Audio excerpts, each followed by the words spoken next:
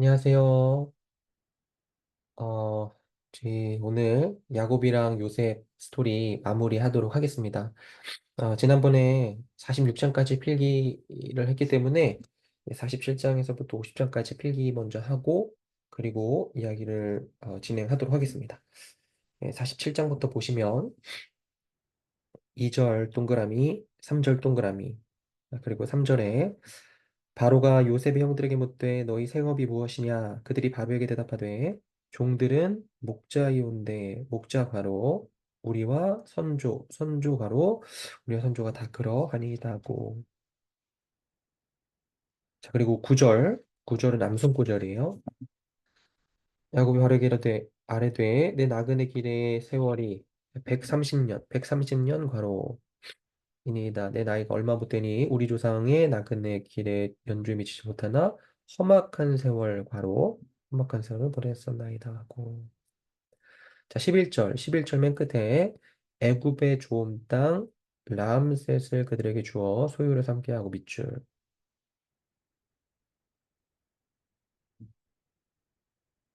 22절에 제사장들의 토지는 사지 아니하였으니 제사장들은 바로에게서 녹을 받음이라 밑줄.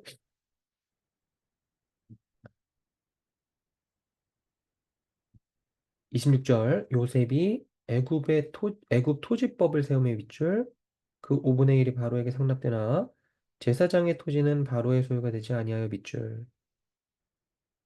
자, 27절 28절 동그라미 27절에 이스라엘 족속이 애굽 고센 땅에 거주하며 밑줄 애굽 고센 땅에 거주하며 거기서 생육을 얻고 생육하고 번성하였더라. 28절에 야곱이 애굽 땅에 17년 과로 17년을 거주하였으니 그의 나이가 147세라 밑줄.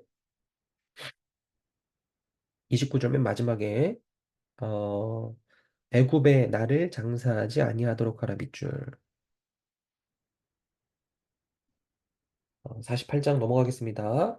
48장 2절 끝에 1절 끝에 1절 그가 곧 두 아들 므낫세와 에브라임과 함께 이르니 밑줄. 2절에 2절 끝에 어떤 야곱이 말하되 내 아들 요셉이 내게 왔다 하며 이스라엘이 힘을 내어 침상에 앉아 밑줄. 이제 축복하는 장면이 나오죠. 5절 보시면 내가 애굽으로 와서 내게 이르기 전에 애굽에서 내가 낳은 두 아들 에브라임과 므낫세 에브라임 괄호 므낫세 괄호 내 것이라 르우벤 괄호 시므온 괄호 르우벤과 시므온처럼 내 것이 될 것이요. 7절에 중간에 라헬이 나를 따른 도중 가나안 땅에서 죽었는데 라헬이 나를 따른 도중 가나안 땅에 죽었는 밑줄 그것은 에브라까지 길이 아직도 먼 곳이라 내가 거기서 그를 에브라 길에 장사하였느니라. 괄호 안에 그 에브랏은 곧 베들레헴이라 밑줄.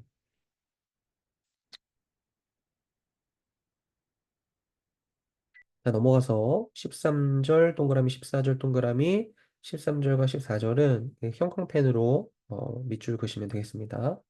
13절 14절이요. 이제 손을 엇갈려서 두 손자를 이제 축복하려고 하는데 거기에 대해서 요셉이 이상하게 여기죠. 그러자 이제 야곱이 얘기합니다. 19절에 그의 아버지가 허락하지 아니하면 이르되 나도 안다. 내 아들아 나도 안다.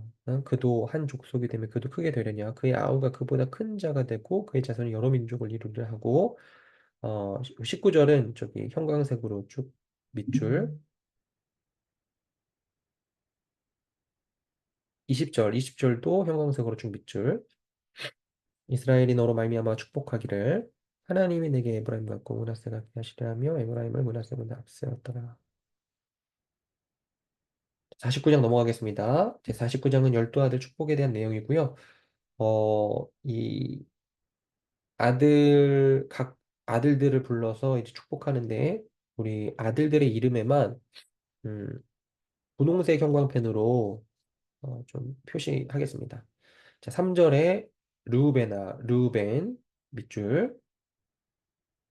자, 5절에 시몬과 레위 네, 분홍색 형광펜으로 밑줄.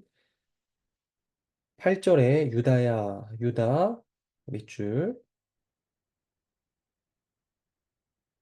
자, 유다 같은 경우에는, 10절이 이제 중요한데, 10절. 규가 유다를 떠나지 아니하며 통치자의 지팡이가 그 발 사이에서 떠나지 아니하기를 실로 그곳까지 이르리니 그에게 모든 백성이 복종하는.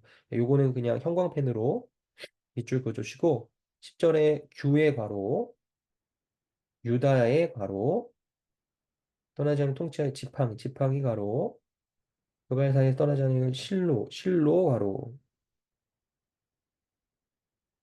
예, 유다에게서 그 메시아가 나온다라고 하는 그런 이제 복이자 또 예언이죠. 자, 13절에 스불론, 예, 붉은색 형광펜으로 밑줄. 14절, 이사갈 밑줄. 16절에 단 밑줄. 19절에 갓 밑줄. 20절에 아셀 밑줄. 21절에 납달리 밑줄. 22절, 22절에 요셉 밑줄. 27절, 27절에 베냐민 밑줄. 27절에 베냐민이요. 각 아들에게 축복한 내용들은 한번 이제 보세요. 한번 보시면 되겠습니다. 자, 50장도 필기하겠습니다. 50장 3절 동그라미. 3절에 이제 야곱이 죽죠. 어, 죽고 나서 이제 장을 치르는 내용입니다. 40일이 걸렸어요. 40일 바로.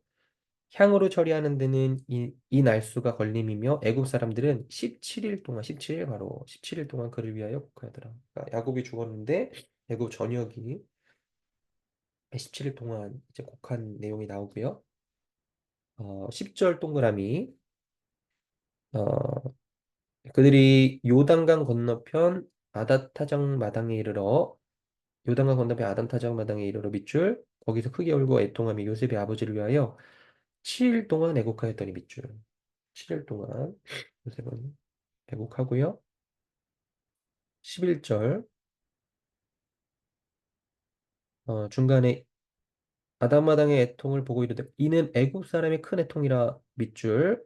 그 땅 이름을 아벨 미스라임 괄호 아벨 미스라임이라고 하였으니 곧 요단강 건너편이더라. 자, 그리고 13절에 야곱의 시체를 어디다 묻냐면 그를 가나안 땅으로 메어다가 마므레 앞 막벨라굴에 장사하였으니 밑줄. 막벨라굴 익숙한 이름이죠. 자, 14절에 요셉이 아버지를 장사한 후에 자기 형제 호상과 함께 애굽으로 돌아왔더라 밑줄. 자, 이제 요셉에 대한 이야기가 나옵니다. 어, 19, 20, 21, 22절까지 암송구절이에요. 19, 20, 21, 22절이요. 요셉이 그들에게 이르되 두려워하지 마소서 내가 하나님을 대신하리이까 당신들은 나를 해하려 하였으나 하나님은 그것을 선으로 바꾸사 오늘과 같이 많은 백성의 생명을 구원하게 하시려 하셨나니 당신들은 두려워하지 마소 쭉쭉쭉쭉 하면서 22절에 요셉이 그의 아버지의 가족과 함께 애굽에 거주하여 110세를 살며 110세 바로. 자, 그리고 요셉이 죽기 전에 이제 맹세한 내용이 있는데 그게 25절이에요. 25절 동그라미 25절 마지막에 요셉이 또 이스라엘 자손이 맹세시켜 이르기를 하나님이 반드시 당신들을 돌보시리니 당신들은 여기서 내 해골을 메고 올라가겠다 하라 하였더라 밑줄. 당신들은 여기서 내 해골을 메고 올라가겠다 하라 하였더라 밑줄.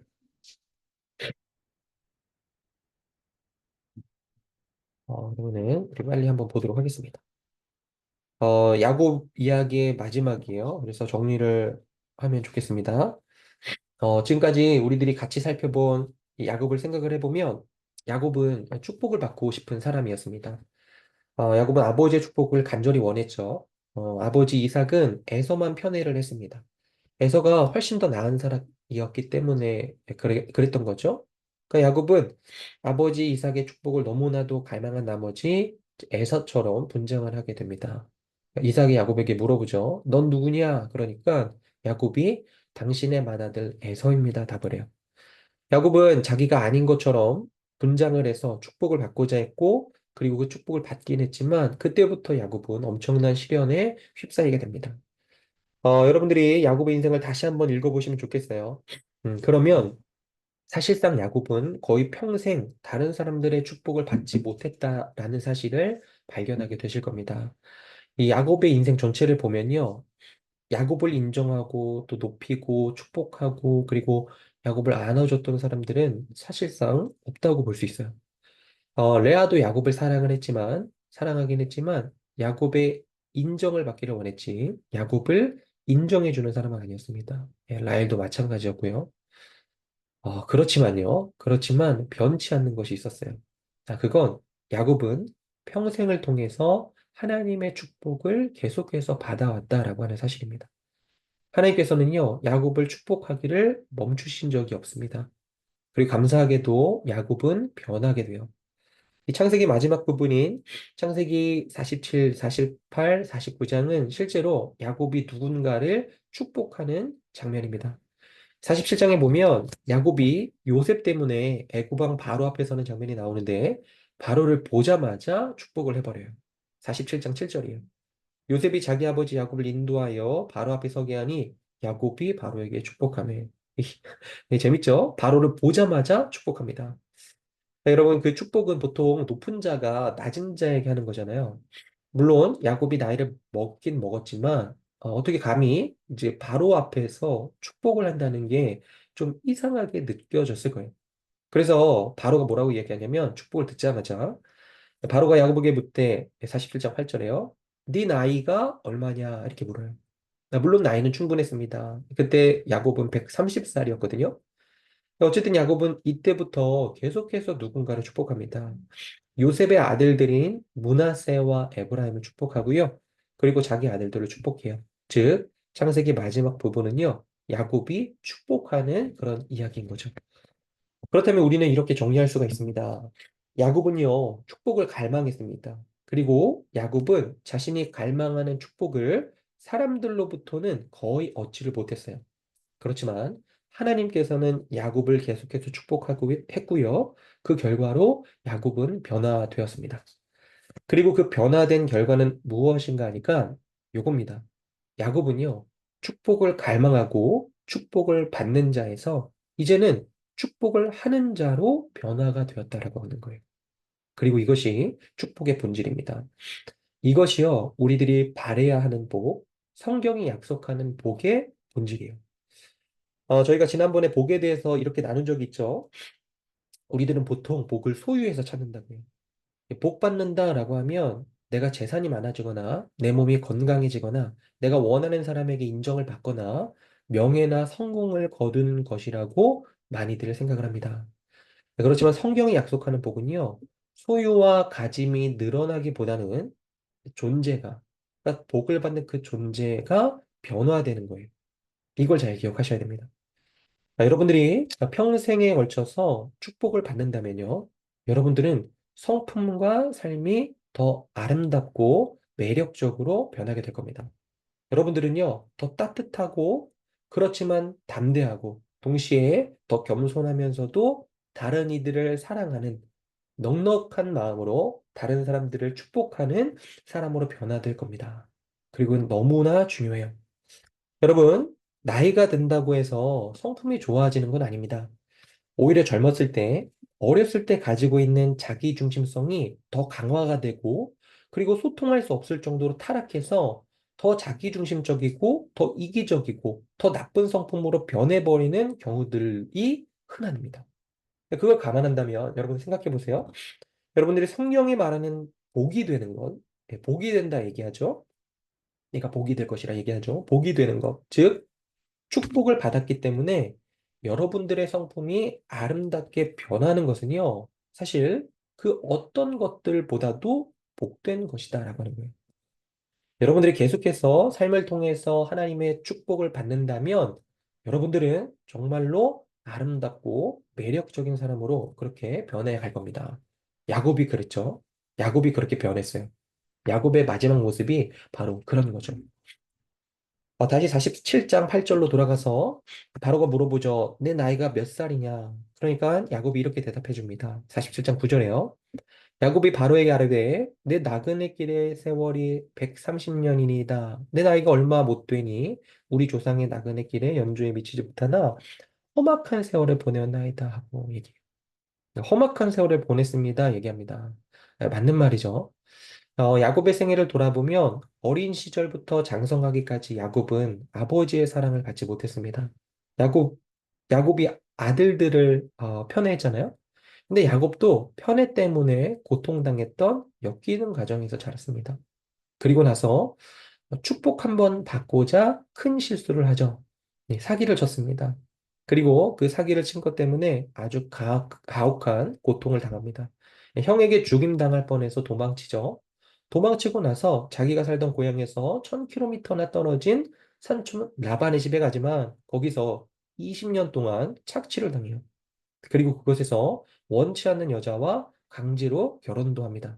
물론 자기가 사랑하는 여자와 결혼을 하긴 했지만 그 여자는 자기를 사랑하지 않았어요. 사실 라헬은요, 성경 전체를 통해서 볼 때 이 진실하게 야곱을 사랑했던 적은 없었던 것 같습니다. 야곱의 눈은요, 항상 라헬에게 가 있었잖아요. 그런데 오히려 라헬의 눈은요, 레아에게 가 있었어요. 라헬의 눈은 야곱에게 가 있지 않고 항상 언니에게 가 있었습니다. 그러니까 언니를 이겨먹으려는 마음, 언니보다 나아지고 싶어 하는 마음 때문에 계속해서 라헬의 눈은 언니를 향해 있었어요. 그리고 야곱이 사랑했던 그 라헬조차 출산 후에 죽어버리죠. 그렇게 시간이 지납니다. 그 후에 이제 자기가 사랑했던 여자인 라헬의 아들, 요셉이죠. 그토록 자기가 애지중지해서 채색까지 지어주었던 그 요셉도 죽었다는 소식을 들어요. 다른 아들들은 계속해서 질투하고 있고요. 자신의 딸은 강간을 당했고요. 그리고 이 모든 과정들을 볼 때, 사실 야곱이 문제가 있는 사람이긴 하지만, 야곱이 경험했던 고통은 이루 말할 수 없이 컸던 거죠. 야곱은 정말 험악한 세월을 보냈습니다. 여러분들 어떠십니까? 우리는 야곱보다 훨씬 더 젊죠. 그렇지만 자신의 인생을 돌아봤을 때 참 험악한 시절을 보냈다라는 생각이 드는 분들도 계실 거예요. 야곱도 마찬가지였죠. 근데 중요한 질문은 이겁니다. 그 모든 험악한 고통들이 야곱을 망가뜨렸을까요? 그렇지 않죠. 막판에 야곱은 축복합니다. 야곱은 정말로 변화되었어요. 여러분 중간에 보면요 이런 이야기가 있습니다. 들어보십시오. 요셉이 애굽으로 팔려가고 야곱은 요셉의 죽음 때문에 실제로 요셉이 죽진 않았죠. 죽진 않았지만 죽었다고 생각하고 있었습니다.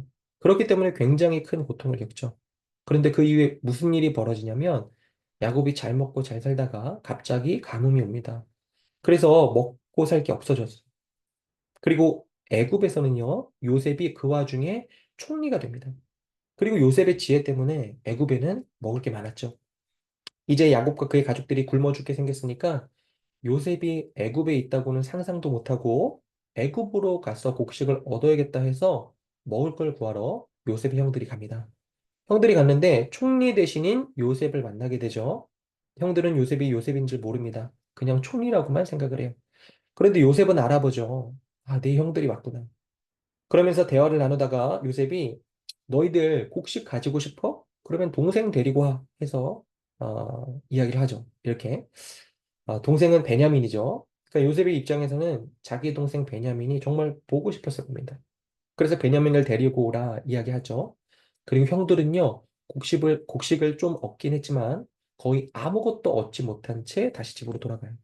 그리고 야곱에게 아버지, 동생 데리고 오라는데요? 이렇게 얘기합니다. 그런데 야곱은요, 과거에 요셉을 잃었단 말이에요.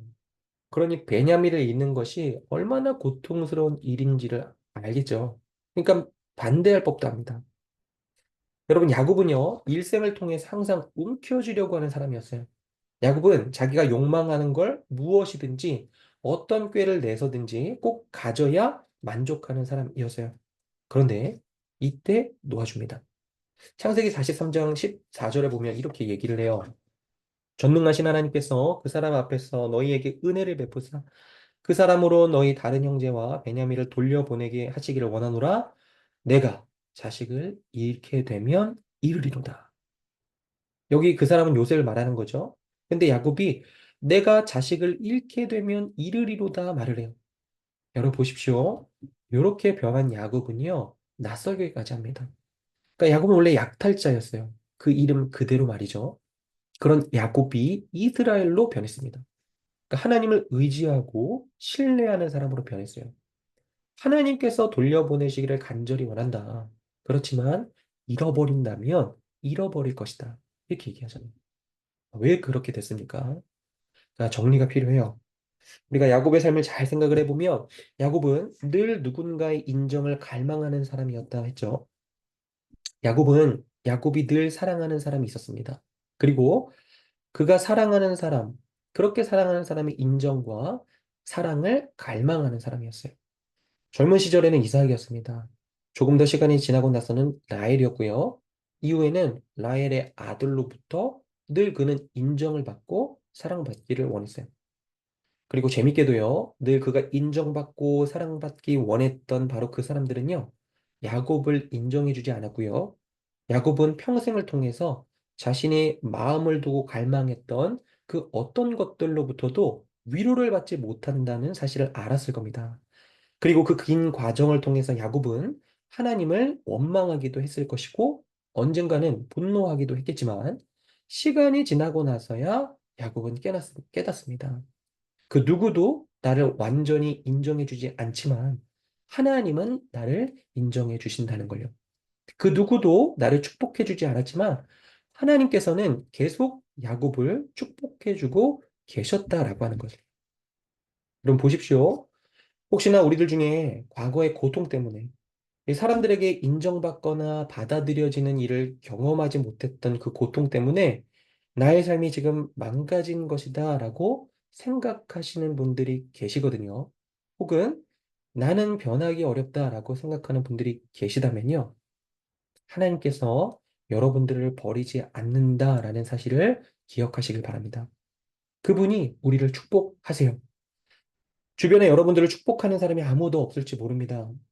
여러분들은, 아, 저 사람이 나를 축복해줬으면 하는 그 대상이 결코 여러분들을 축복하지 않았기 때문에 괴로워하고 있는 나날을 지금 겪는지도 모르겠어요.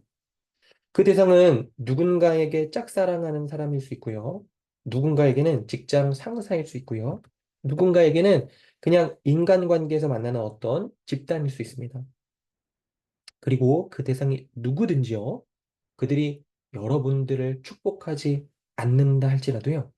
하나님은 여러분들을 끊임없이 축복하고 계십니다. 그리고 비로소 야곱은요, 인생 말년에 가서 이 사실을 진정으로 깨닫죠. 내가 하나님을 신뢰할 수 있다는 것, 내가 하나님을 신뢰한다면 하나님께서 나를 버리지 않을 것이라는 걸 말입니다. 야곱은 이렇게 변화된 거죠. 그리고 그로 인해서 야곱은 은혜롭게 변화된 눈을 가지게 됩니다.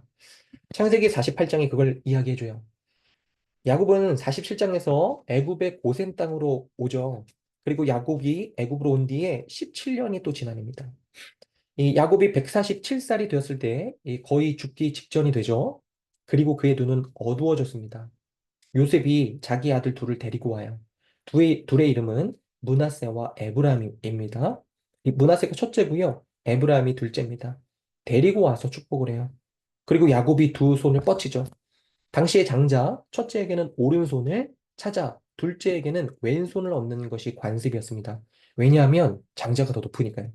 그리고 요셉도요, 그렇게 축복을 하려고 므낫세를 아버지의 오른손에, 그리고 에브라임을 왼손에 두려고 데리고 옵니다. 그런데 야곱은요, 축복을 한답시고 손을 이렇게 엇갈려 버려요. 어, 그래서 요셉이 마음에 들지 않았습니다. 이제 아버지 뭔가 잘못됐어요. 아버지가 눈이 머셨나 보네. 이렇게 생각을 했겠죠.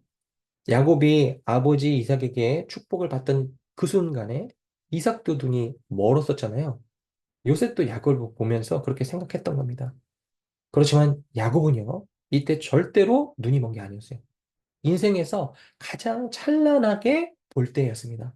그러면서 손을 어긋나게 해서 축복을 해요. 여러분, 이 장면이 도대체 왜 있는 걸까요? 이 장면은 야곱의 인생 중에서 가장 신앙적이고 가장 영광스러운 믿음을 가지고 있는 순간입니다. 여러분들 중에는 이 손을 엇갈리면서 기도하는 게 신앙적인 결단입니까? 라고 하시는 분들이 아마 대부분일 겁니다. 그러나 맞습니다. 신앙적인 결단이에요. 왜냐하면 여기엔 두 가지 증거가 있습니다.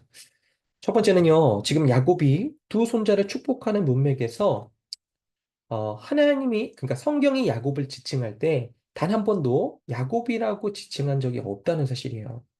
48장 10절에 보시면 이스라엘의 눈이 나이로 말미암아 어두워서 보지 못하더라.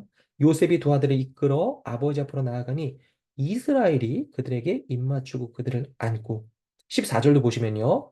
48장 14절이요. 이스라엘이 오른손을 펴서 차남 에브라임의 머리에 얹고 왼손을 펴서 므낫세의 머리에 얹으니 므낫세는 장자라도 팔을 엇바꾸어 얹었더라. 보십시오. 계속 이스라엘이라고 말을 하죠. 여러분 기억하실 겁니다. 야곱은요, 야곱의 본성적 이름이에요. 죄성을 가진 야곱의 죄 있는 이름입니다. 그럼 이스라엘은 뭐죠? 하나님께서 새로 지어주신 이름이에요. 하나님을 의지하고 신뢰하고 그분을 따르라고 이름으로 붙여주신 야곱의 진짜 이름. 야곱이 되어야 하는 이름입니다. 성경은요, 야곱을 야곱으로 불렀다가 이스라엘이라고도 불렀다가 그렇게 왔다 갔다 해요. 그런데 이 야곱이 신앙적인 결단을 할 때 이 순간의 성경은요, 야곱을 이스라엘이라고 불러요. 이게 첫 번째 증거입니다. 그런데 더 명확한 또 하나의 증거가 있어요. 여러분들 히브리서 11장을 여러분들이 읽어보셨다면요. 히브리서 11장은 구약 성경에 있는 믿음의 인물들에 대한 이야기를 쭉 기록해 놓은 장이라는 것을 알고 계실 겁니다. 그리고 거기에 당연히 야곱이 있습니다. 야곱도 믿음의 사람이니까요. 그런데 딱 한 절만 나와요. 여러분 생각해 보세요. 여러분들이 히브리서를 쓴다고 해보십시오. 그러면 야곱 인생의 전반의 이야기에서 가장 신앙적으로 빛나는 순간을 그쪽에 딱 넣고 싶지 않으시겠어요? 그럼 여러분들은 어떤 장면을 넣으시겠습니까? 만약 제가 히브리서 기자라면 저는 야곱이 베델에서 하나님 만나고, 그러니까 계단이 내려와서 하나님을 만나고 나서 야곱이 서원하는 장면을 넣었을지 모르겠어요. 근데 히브리서 11장은요, 크게 기록되어 있지 않습니다. 히브리서 11장은 이걸 기록했어요. 히브리서 11장 21절입니다. 믿음으로 야곱은 죽을 때에 요셉의 각 아들에게 축복하고 그 지팡이 머리에 의지하여 경배하였으며. 무슨 말이죠? 야곱의 평생에서 가장 신앙적으로 빛나는 장면이 바로 이 장면이라고 말해주고 있는 겁니다. 왜 그럴까요? 왜 이 장면이 가장 빛나는 장면일까요? 여러분들, 당시에 가장 큰 사회적인 선입견은 이거였습니다. 장자가 가장 중요하고 둘째 아들은 아무것도 아니라는 거죠. 그런 선입견들은 많았습니다. 오른손은 왼손보다 더 우월하다는 거죠. 지금이야 우리가 왼손잡이가 매력적이라고 이야기하지만 옛날에는요, 왼손으로 밥 먹으면, 저도 할머니한테 이제 한 소리 듣고 그랬단 말이죠. 그리고 옛날에는 첫째 아들이, 그러니까 우리나라도 조금 더 높은 대우를 받았었죠. 물론 지금은 거의 없습니다. 그러나 야곱이 살던 이때는 더 심했어요. 다시 말하면 사회적인 메이저와 사회적인 마이너가 있었습니다. 그리고 사회적인 메이저는 높였고요. 사회적인 마이너는요, 낮췄습니다. 이게 그때 당시의 통념이었어요. 그러면 여러분들 중에 이렇게 말하는 분이 계실지 모르겠어요. 지금은 그런 시대가 아니지 않습니까? 왼손잡이가 차별받고 그런 시대가 말이나 됩니까? 지금은 훨씬 더 좋은 시대를 살고 있는데 이 이야기가 무슨 상관이 있는 겁니까? 라고요. 아니요, 그렇지 않습니다. 물론 그때와 달라진 게 많죠. 그때 차별했던 차별을 지금 똑같이 차별하진 않지만 우리들은요, 지금 더 심한 차별 같은 것들을 다른 방식에서 많이들 하고 많이 받고 살아갑니다. 생각해 보십시오. 외모에 대한 기준은요, 예전보다도 훨씬 더 높아진 느낌이 듭니다. 아마도 미디어의 발달 때문이겠죠. 능력에 관한 기준도 마찬가지예요. 힘에 관한 기준, 성품에 관한 기준, 모든 기준들이요, 상당히 높아졌습니다. 그리고 거기에 따르는 차별이 점점 당연해진 사회를 우리들은 살아가고 있습니다. 그런데 재밌는 건 뭐냐면요. 성경은 거의 내내 그런 차별을 바꾸는 걸 보여줍니다. 하나님은요, 항상 둘째를 택하세요. 첫째를 택하시는 게 아니고요. 가인이 아닌 아벨을, 이스마엘이 아닌 이삭을, 에서가 아닌 야곱을, 세라 대신 베레스를요. 그리고 라헬이 아닌 레아를요. 보십시오. 레아 같은 경우에는 레아가 첫째잖아요. 라헬이 둘째입니다. 근데 이번엔 레아를 택하세요. 레아를 택해서 레아가 낳은 유다를 통해서 예수님이 나오게 하십니다. 왜 그럴까요? 레아가 오히려 차별받는 쪽이었으니까요. 그러니까 꼭 첫째는 나쁘고 둘째는 좋다. 이렇게 이야기하는 게 아닌 거죠. 하나님의 눈은요, 항상 무언가 차별되고 소외되는 쪽에 있었다는 겁니다. 말하자면 은혜의 눈이라는 거예요. 이게 중요합니다. 하나님의 눈은 은혜의 눈이라는 거예요. 그 이후의 이야기를 통해서도 마찬가지입니다. 여러분들 사사기를 보십시오. 사사들은요, 문제가 있는 사람들이었습니다. 당시에 사회적인 통념으로도요, 정상인들이 아니었어요. 에웃이라는 사자는 왼손잡이였고요. 드보라는 여성이었습니다. 기드온은요, 용사라고 보기엔 너무나 겁이 많은 사람이었고요. 하나님께서는 항상 그런 사람들을 택하세요. 그런 사람들을 택하셔서 부르셔서 변화시키시는 거죠. 여러분, 이 이야기의 가장 중요한 부분이 뭘까요? 왜 야곱은 손을 바꿨을까요? 여러분, 사실 므낫세와 에브라임이 받은 축복의 내용은요, 동일하고요. 축복에 어떤 차등을 준 게 아니었습니다. 그러니까 야곱이 차별을 한 건 아니었어요. 그럼에도 불구하고 손을 바꿨습니다. 왜였을까요? 그것은 요셉이 가지고 있는 일반적인 생각, 다시 말하면 당시에 차별의 마음을 저항하기 위해서 그렇게 한 것이다라고 하는 거예요. 대부분의 주석가가 손을 엇갈린 이유를 이렇게 설명합니다. 그 중에서 월터 브루그만이라고 하는 주석가는요, 이 부분을 아름답게 표현해요. 야곱이 왜 손을 바꿨는지에 대해서 이렇게 이야기합니다. 들어보십시오. 자기가 믿는 하나님, 즉 야곱이 믿는 하나님은 제국의 주장들에 맞서는 이스라엘의 산파를 선택하신 하나님이시기 때문이다. 그 하나님은 사울과 골리앗과 다윗의 형들 앞에서 다윗과 함께 하신 분이기 때문이다. 여러분, 다윗이 우리 입장에서 대단해 보이긴 하지만 골리앗이라는 거대한 적 앞에서 다윗은요, 아무것도 아니었죠. 그 하나님이야말로 십자가에 달리신 예수를 살리신 분이기 때문이다. 십자가에 달리신 예수를 보십시오. 사형수 하나가요, 무슨 의미가 있겠어요? 제국에 힘 있는 황제에게는요, 아무것도 아닙니다. 그렇지만 그 사형수 하나가 온 세상을 변화시켰죠. 계속 들어보십시오. 예수는 소경과 안진뱅이와 문둥이와 귀머거리와 가난한 자들을 건져주신 분이다.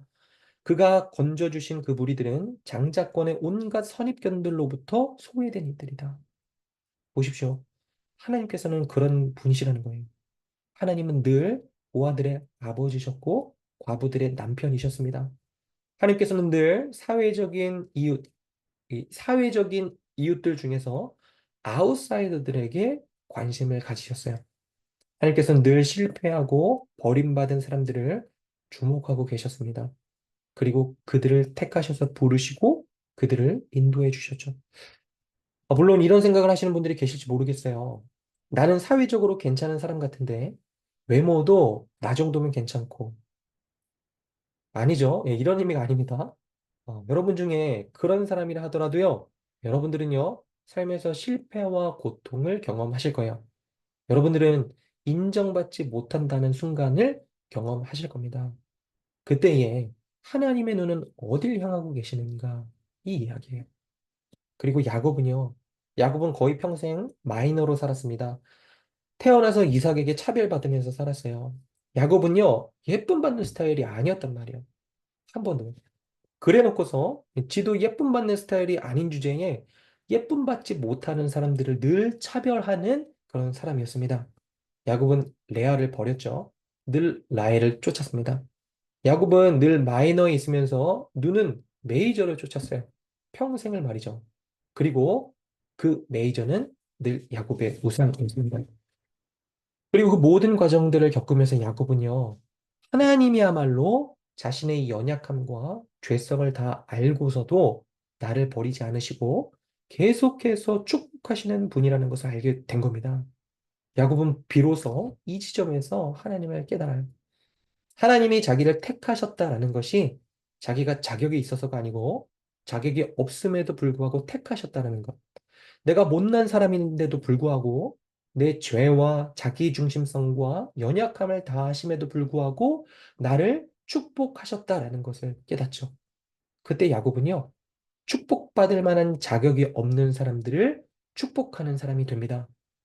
야곱의 12아들을 보세요. 이 12아들도 결코 축복받을 만한 짓들을 한 놈들이 아니었어요. 그리고 우리는 49장에서 그들을 축복하는 야곱을 보게 되는 거죠. 여러분, 하나님이야말로 우리 가장 밑바닥을 아시는 분임에도 불구하고 우리를 버리지 않으신 분이십니다. 여러분의 가장 밑바닥을 다 아심에도 불구하고 여러분을 계속해서 축복하시는 분은요, 하나님밖에 없으세요. 사람들에게 보여지는 멋지고 예쁜 모습을 통해서 저와 여러분들을 축복해주는 사람들은 있겠지만요, 저와 여러분들이 혼자 있을 때 하는 혹은 과거에 했던 이기적이고 자기중심적이고 교만한 모습들을 다 알고서도 축복해 주시는 분은요, 단 한 분밖에 없습니다. 여러분, 창세기 48장 16절은 이렇게 이야기하죠. 나를 모든 환난에서 건지신 여호와의 사자께서라고 말이죠. 한 가지만 더 생각해 보겠습니다. 나를 모든 환난에서 건지신 여호와의 사자께서 여러분들 여기 왜 하필 여호와의 사자라고 했을까요? 이 여호와의 사자가 누굴까요? 예, 이젠 뭐 아시겠죠? 아시다시피 이 여호와의 사자는요, 아직 성육신 하시기 이전에 구약 시대 때 자기 백성들을 돌보시고 인도해 주셨던 성자 하나님이세요. 성경에 기록된 것에 따르면요, 이 성자 하나님을 야곱은 2번 만났습니다. 처음에 아버지와 형에게 사기를 치고 도망갔을 때 만났고요. 두 번째로 라반의 집에서 나와서 자식들을 버리고 자기만 살겠다고 도망가려고 할 때 만났습니다. 그러니까 야곱이 가장 사악할 때요. 야곱이 가장 자기 중심적일 때요. 야곱이 자신의 약점이 가장 크게 노출됐을 그때에 여호와의 사자는요, 그를 버리지 않으시고 찾으셨습니다. 한 번은 계단에서 내려와서 너는 혼자 있는 게 아니란다. 수많은 천사들이 너와 함께 있어. 그리고 내가 널 돌보고 있어. 라고 말씀을 해주셨고요. 또 한 번은 그를 붙잡고 너 어디 도망가니? 그러면서 야곱을 붙들고 그분의 허벅지 뼈를 치시면서 엉덩이 뼈를 치시면서 한 손으로는 그와 싸우시고 한 손으로는 야곱을 안아주셨습니다. 그리고 그 하나님이요. 바로 그 하나님이 수천 년이 지나서 야곱을 위해서 또 저를 위해서 여러분들을 위해서 우리가 가지고 있는 우리 안에 가장 역겨운 죄와 자기 중심성을 모르시고서가 아니고 다 아심에도 불구하고 십자가로 가셨습니다. 그분 앞에 펼쳐져 있는 광경은요. 종교인들은 예수님을 비난하고 있었고 예수님을 호산나라고 부르며 찬양했던 사람들도 예수님을 향해서 침을 뱉고 욕을 하고 있었죠. 예수 그리스도는 그 모든 사람들의 가장 역겨운 시면을 마음 가장 깊은 곳을 다하시고 그들을 사랑하시고 그들을 위해서 십자가로 가셨습니다. 여러분, 여러분들을 다 아시고도 여러분들을 축복할 수 있는 분은요, 딱 한 분밖에 없습니다. 그분 외에 그 누구도 여러분들을 그런 방식으로 축복하지 않아요. 그리고 우리들은요, 그 지점에 이르러서야 쉴 수가 있는 겁니다. 내가 안식을 취할 분은 예수 그리스도밖에 없다.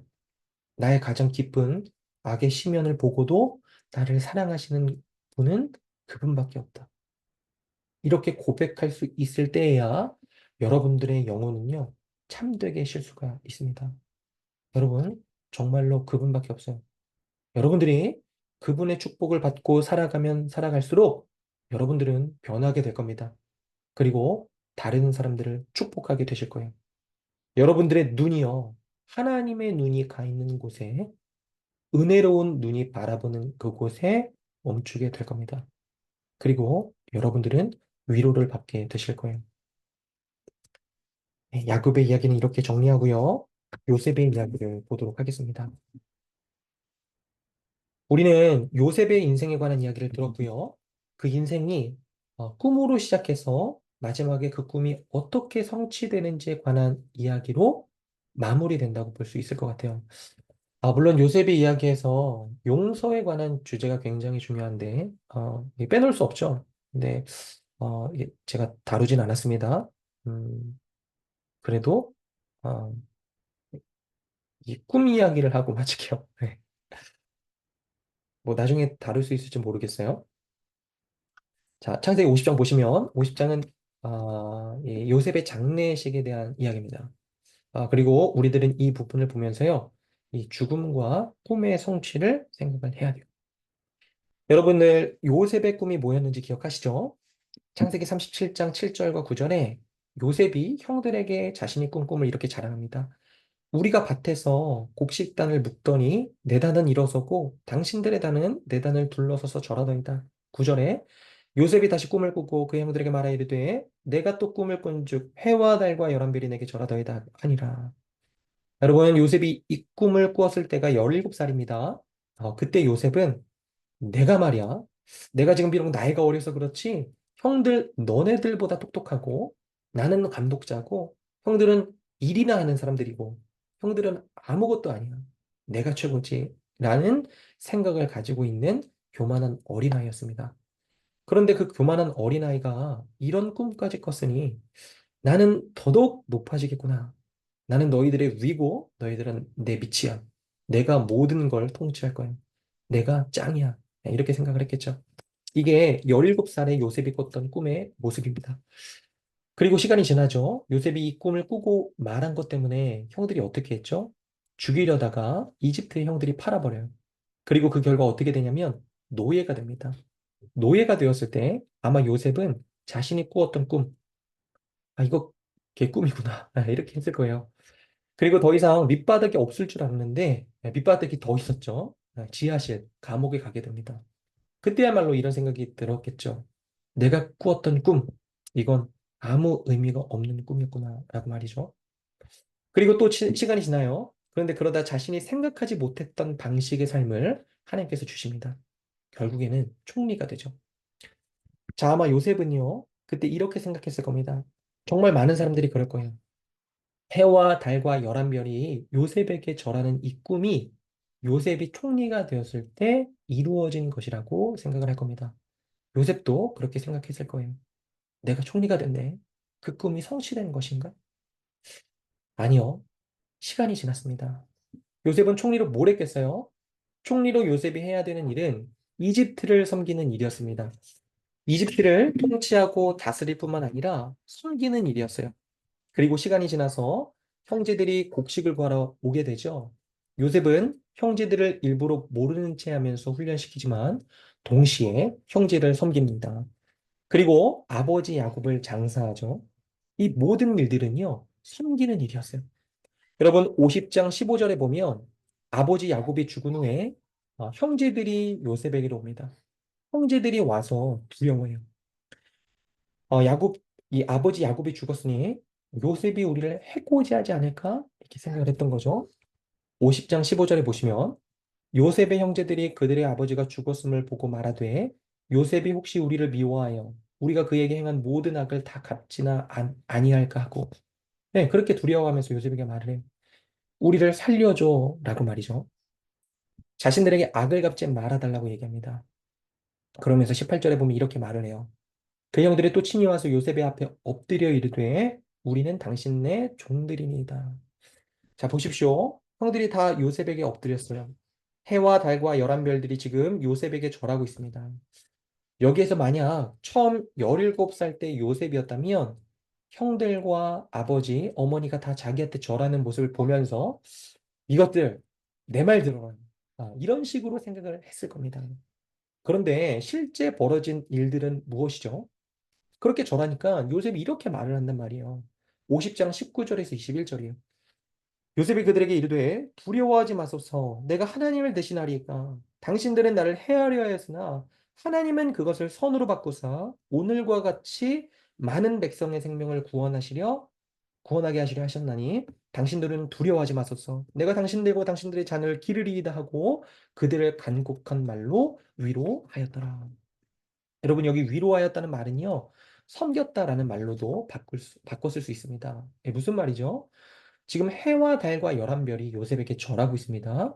그리고 그걸 보고요. 요셉도 그들을 위로하면서 그들을 섬기고 있어요. 여러분, 요셉은 처음 꿈을 꿨을 때 이런 생각은 못 했을 겁니다. 해와 달과 열한 별이 자기에게 절하는 것만 생각했지, 자기도 해와 달과 열한 별들에게 절하는 사람, 말하자면 그들을 섬기는 사람, 그들을 위해서 자신은 희생하는 사람이 될 거라고 생각하지는 못했을 거예요. 그리고 우리는 여기서 발견해야 됩니다. 꿈은요, 이런 식으로 이루어진다라고 하는 사실을 말이죠. 여러분, 여러분들이 꿈을 갖고 무언가를 위해서 성취하려고 노력할 때, 그때 여러분들이 생각하는 건 보통 이런 것들일 거예요. 내가 누군가의 위에 있는 거죠. 맨 위까지는 모르더라도, 그래도 비굴한 삶은 좀 안 사는 것. 내 길은 좀 펴고 살아가는 것. 그리고 내가 누군가한테 명령도 좀 하고, 그렇게 할 수 있는 삶. 그걸 보통은 생각합니다. 그런데 여러분, 마지막 날에 그리스도인들이 결국 맞이하게 될 꿈은요, 누가 누구 위에 있고, 누가 누구 밑에 있는 것이 아닙니다. 천국이라고 했죠. 모두가 서로에게 말을 하는 거예요. 내가 당신을 위해서 희생하겠습니다. 내가 당신을 위해서 내 것을 내려놓겠어요. 당신은 나보다 더 낫습니다. 라고 말을 하는 거죠. 여러분, 천국은요, 사랑의 나라예요. 그것은 누가 누구 위에 있는 나라가 아닙니다. 모두가 서로에게 당신은 나보다 낫습니다. 내가 당신을 위해서 희생하고 섬길게요. 그것이 바로 나의 행복입니다. 라고 모두가 서로에게 말을 해주는 거죠. 그리고 요셉이요, 인생 말년에 자신이 꾸었던 꿈이 성취된 방식이 바로 이것이었습니다. 형들 위에 있지만 형들을 섬기는 사람이 된 거예요. 요셉이 17살 때 꿨던 꿈은 결국 이런 방식으로 성취되었습니다. 그리고 여러분들이 무슨 꿈을 꾸시든지 간에요. 하나님은 결국에 이런 방식으로 꿈을 성취하실 거예요. 50장 22절에서 26절을 보면서 요셉의 이야기를 방금 나눴던 부분과 엮어서 마무리를 하도록 하겠습니다. 50장 22절에서 26절이에요. 요셉의 장례기식입니다. 창세기의 마지막 부분이죠. 22절부터 읽어드릴게요. 요셉이 그의 아버지의 가족과 함께 애굽에 거주하여 110세를 살며 에브라임의 자손 3대를 보았으며 므낫세의 아들 마길의 아들들도 요셉의 스라에서 양육되었더라. 그러면서 24절에 요셉이 형들에게 이렇게 말을 합니다. 요셉이 그의 형제들에게 이르되 나는 죽을 것이나 하나님이 당신들을 돌보시고 당신들을 이 땅에서 인도하여 내사 아브라함과 이삭과 야곱에게 맹세하신 땅에 이르게 하시리라 하고 요셉이 또 이스라엘 자손에게 맹세시켜 이르기를 하나님이 반드시 당신들을 돌보시리니 당신들은 여기서 내 해골을 메고 올라가겠다 하라 하였더라. 그리고 나서 요셉이 110세에 죽고 입관을 합니다. 자, 여기서 우리들이 풀어야 되는 문제가 있어요. 야곱은요, 가나안 땅에 바로 가서 묻혔거든요. 하나님께서 약속하신 땅에 가서 묻혔습니다. 야곱은 죽어서도 결국 그 땅을 얻게 되는 거죠. 그런데 왜 요셉은요, 가나안 땅에 가서 묻히지 않았을까요? 요셉은 그냥 이집트에 묻혔습니다. 이집트가 좋았기 때문일까요? 사실 고대근동에서 어느 땅에 내가 묻힌다라고 하는 건요, 그 땅의 신에게 가호를 받는다라는 의미였어요. 내가 그 땅의 신을 믿습니다라는 의미인 거죠. 그렇다면 요셉이 여호와가 아닌 이집트의 신들을 믿었던 걸까요? 그건 당연히 아니겠죠. 왜냐하면 결국 가나안 땅으로 내 유고를 가지고 가라 유언을 했으니까요. 그런데 왜 그렇게 했을까요? 이유는 간단합니다. 요셉은요, 하나님의 말씀과 약속을 믿고 있었고요. 하나님께서 이미 아브라함한테 하신 약속, 창세기 15장에 결국은 너희들의 후손이 이집트에 잠깐 있다가 내가 너희의 후손을 이끌어내서 너희들에게 약속한 가나안 땅으로 다시 돌아가게 할 것이다라는 약속을 요셉은 기억하고 있었습니다. 그리고 요셉이 그걸 기억하고 나서 자기 후손들이 어떻게 될지를 염려했던 거죠. 후손들이요, 자기가 죽잖아요.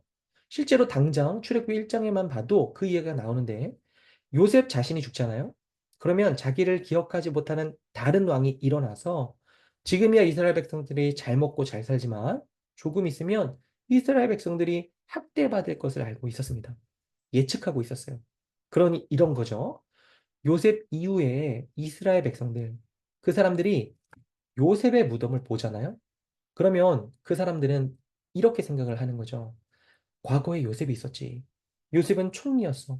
선한 일을 많이 했고 하나님의 말씀을 지켰지. 그리고 이 요셉이 반드시 하나님께서 다시 돌아오신다고 했어. 반드시 우리를 이집트의 종살이에서 꺼내준다고 약속했어. 그러면서 계속해서 하나님이 장차 하실 일을 신뢰할 수 있도록 한 겁니다. 그걸 위해서 요셉은요, 자신을 이집트에 묻으라고 하고, 나중에 가나안 땅으로 떠날 때 데리고 가라 얘기한 거예요. 죽어도 하나님께서 너희를 돌보실 것을 믿으라라고 했던 거죠. 그리고 이 일은요, 문자적으로 성취됩니다. 나중에 출애굽기 13장을 보잖아요. 그러면 모세가 출애굽을 할 때 요셉의 유고를 가지고 갑니다. 그리고 나중에 가나안 땅에 묻게 돼요. 요셉은요, 하나님께서 이루실 먼 미래를 바라보고 있었고요. 그래서 자기 백성들을 돌보실 것을 알고 있었고, 결국 성취될 것을 바라보고 있었습니다. 그리고 그 꿈은 성취됐죠. 자, 이걸 요셉의 입장에서 생각을 해보십시오. 우리는요, 성경의 어떤 인물들의 죽음을 보면 죽음이 끝이라고 생각하지만 성경 전체는 우리 인간의 삶의 끝이 죽음이 아니라고 말합니다. 자, 요셉이 죽어서 어떻게 됐을까요? 천국에 갔겠죠. 그리고 자신의 삶을 110년 동안이나 인도해 왔던 하나님께서 요셉을 받아주셨을 겁니다. 그리고 요셉은 그분의 품에 안겨서요, 이후의 스토리가 어떻게 흘러갔는지 볼 수 있었을 거예요. 이후에요, 자신이 예언했던 대로, 그리고 하나님께서 말씀하셨던 대로, 하나님께서 이집트 땅에서 모세와 더불어 홍해를 가르신 다음에 자신의 유고를 약속대로 옮겨 가시는 것을 보게 됩니다. 사실 유고는 아무것도 아니잖아요. 나중에 부활할 건데요. 그런데 자신의 유고를 가지고 가나안 땅에 가서 묻는 것을 봅니다. 즉, 하나님께서 약속하신 것을 반드시 지키시는 걸 보는 거죠. 요셉은 천국에서 그 모든 것들을 보고 얼마나 기뻐했을까요?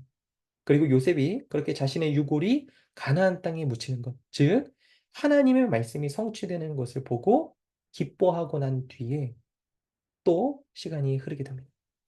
100년이 지나고 200년이 지나고 천 몇백 년이 흐르게 돼요. 그리고 요셉은요, 자신을 사랑하는 그분, 자신의 아버지 야곱을 만나기 위해서 지그라트를 내려오신 분, 하나님의 영원한 사랑받는 아들 성자 하나님, 모든 사람들에게 존귀와 영광과 찬송을 받기 합당하신 그분, 모든 사람들이 그분을 향해서 절해야 마땅한 그분이요. 이 땅에 종의 형체를 입고 섬기러 이 땅에 오신 것을 봅니다. 섬김을 받으려고가 아니고. 아마 우리들은 예수 그리스도의 성육신이 다 아는 이야기고 예전에 교회에서 다 들었던 거야 하면서 진부한 이야기처럼 여길지 모르겠지만 요셉은 충격받았을 겁니다. 요셉한테는 충격이었을 거예요. 자신보다 훨씬 더 위대하고 의로우신 분이에요. 마땅히 찬양과 존귀와 영광만 받아 마땅한 그분이요. 종이 되셔서 오신 거예요. 마땅히 해와 달과 모든 열한 별뿐만이 아니고 모든 존재의 찬양과 존귀에 절을 받아 마땅한 그분이요. 종이 되시려 섬기시려 이 땅에 오신 겁니다. 그리고 삶을 살아가요. 요셉은요, 살아있을 때 형제들에게 배신당했습니다.